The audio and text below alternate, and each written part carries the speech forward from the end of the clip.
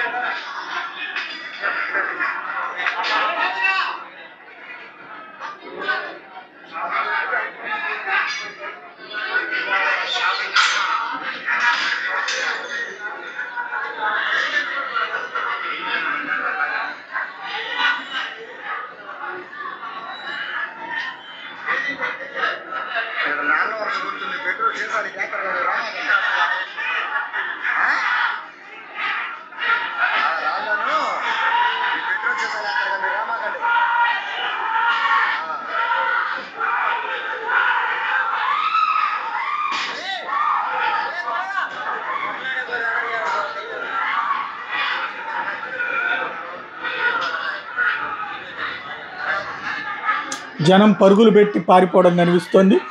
Polling బూతుల దగ్గర వాళ్ళు పారిపోవాల్సి వచ్చింది. అట్లాగే అక్కడికి వచ్చే వాళ్ళని ఆపడం కూడా కనిపించింది.